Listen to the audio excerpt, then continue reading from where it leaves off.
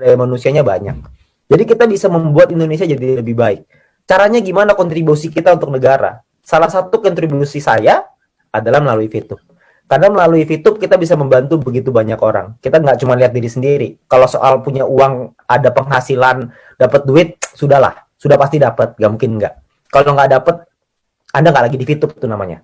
Kalau Anda lakukan dengan serius, kalau Anda kerjakan, uang itu udah pasti ada. Pasti. Cuman masalahnya bukan cuma uang. Tapi apakah kita bisa membantu orang lain? Apakah kita bisa membantu tim kita untuk bisa sama-sama sukses seperti kita? Apakah kita bisa membantu tim kita untuk bisa merubah hidupnya? Nah, itu tantangannya. Nah, tantangan itulah yang mungkin saya akan ajak teman-teman semua. Jadi bukan hanya kita memperkaya diri, karena itu tidak penting.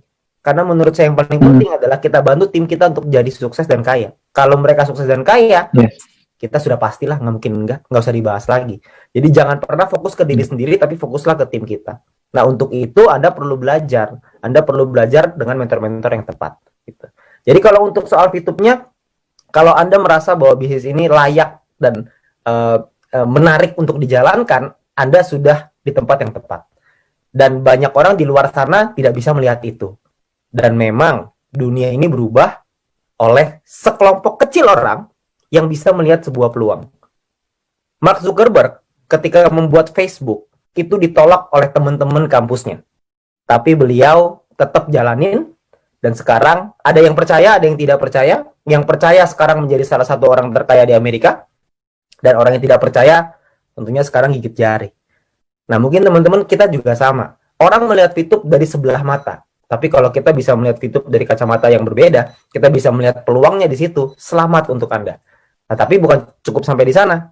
Ketika Anda sudah melihat peluangnya, Anda juga mesti paham bagaimana Anda membangunnya. Bagaimana cara Anda untuk mengembangkannya. Karena kalau Anda sudah bisa mengembangkannya, maka Anda bisa bukan cuma membuat hidup Anda dan keluarga Anda jadi lebih baik, tapi Anda juga bisa bantu ribuan, ratusan ribu, puluhan ribu, bahkan mungkin jutaan orang di Indonesia bisa berubah hidupnya karena Anda. Jangan main-main dengan sebuah keputusan. Karena keputusan yang saya ambil beberapa bulan yang lalu, ternyata berubah menjadi berkat bagi begitu banyak orang. Saya juga nggak nyangka. Dan mungkin Anda juga tidak nyangka sekarang. Sekarang Anda tidak lihat, tapi Anda lihat 5 bulan lagi, 6 bulan lagi, tahun depan, Anda akan menjadi dampak buat bukan cuma keluarga Anda, tapi banyak orang di Indonesia. Ini kenapa TV-TV nasional nggak mengekspos? Adakah clue kapan e-commerce keluar? Oke. Gojek, Grab, Uber disebut TV nasional, VTube kok tidak? Oke, Gojek, Grab, dan Uber disebut di TV nasional sekarang, bukan ketika dia bangun. Ketika Gojek tahun 2015 nggak ada Pak di TV. Itu boro-boro di TV, di SMS mungkin ada. Tapi kalau di TV kayaknya nggak ada. Kalau misalkan sekarang tentu saja gitu. Tapi kita lihat VTube 5 tahun lagi, jangankan di TV Pak, di bioskop juga ada mungkin nanti. Ya, kalau misalkan iPhone kapan bisa daftar? Nah, iPhone ini juga satu kendala ya, karena iOS-nya sulit untuk di-adapt dengan aplikasi kita. Jadi nanti sudah disiapkan solusinya, tapi lagi dalam proses. Terus kalau untuk tadi e-commerce, e-commerce ini problemnya adalah di perizinan.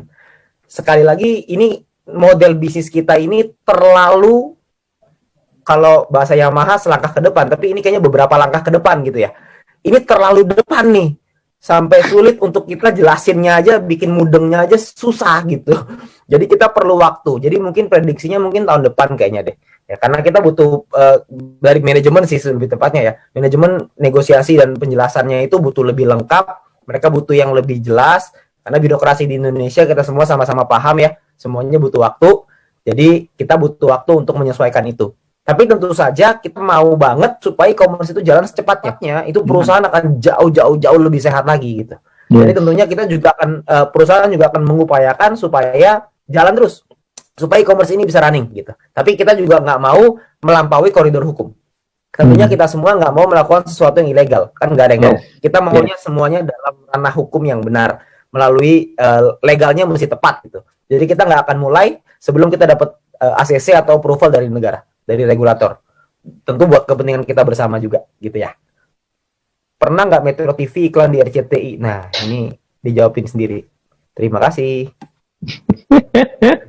Income Bapak sekarang berapa per bulan? Kalau income sih mungkin Ya, CRV lewat lah ya 1 bulan gitu. Amin. CRV belilah, CRV 1 bulan tuh kebeli. Lumayan lah, lumayan untuk punya keleluasaan dalam segi finansial. Kalau misalkan dibilang kaya raya banget, enggak juga lah, masih banyak banget lah yang lebih kaya, yang punya gudang garam juga lebih gila-gilaan gitu.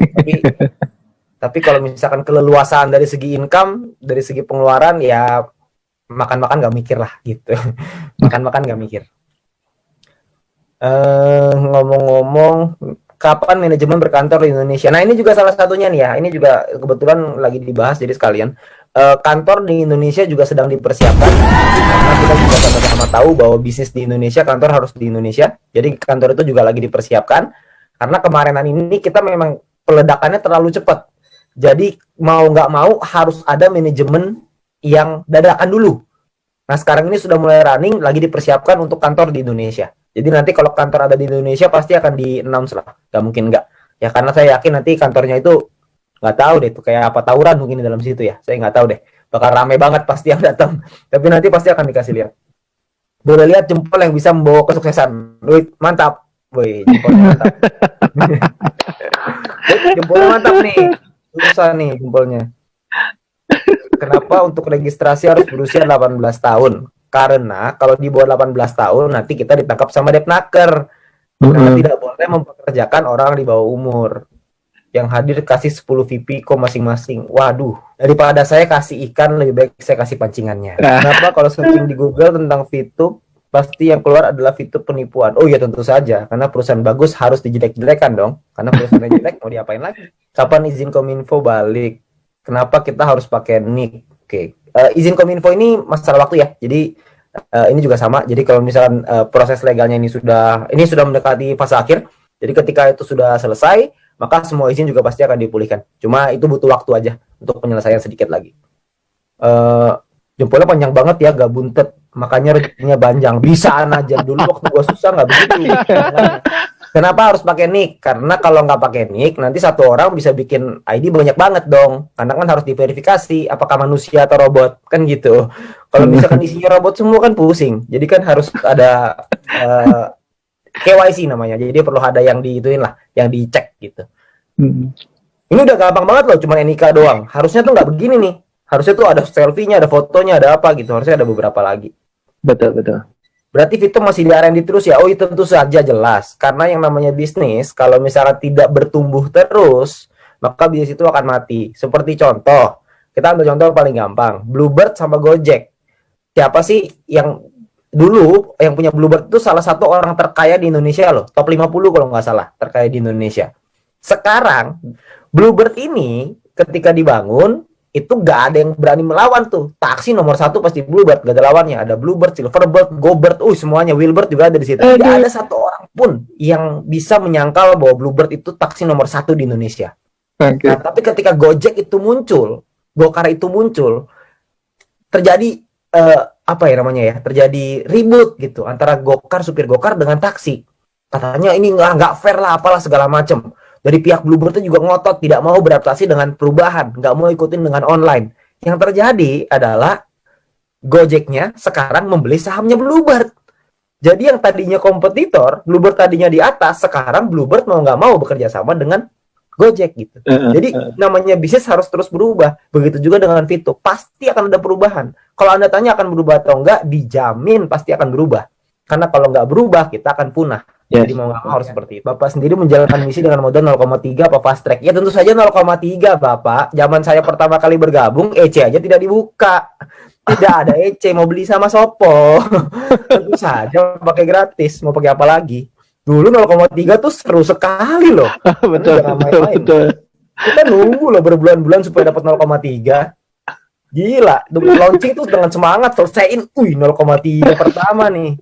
Bangga dapat 0,3 nih, bangga banget. Seneng banget kan pertama kali pas di bangga. Di tengah dengan kisruhnya ketika lagi di awal ya, tapi 0,3 pertama itu seru banget. Ini terakhir ya. Kalau dapat calon VTuber yang kritis dan pernah telepon pihak OJK dan dapat info VTube termasuk entitas kali ini maksudnya ya. Entitas yang masih proses penarikan izin, itu kita gimana jawabnya, Pak?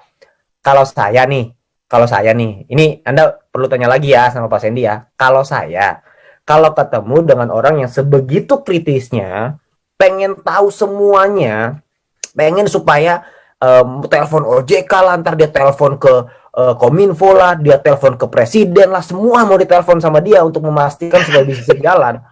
Gak taunya dia cuma mainnya misi gratis toh.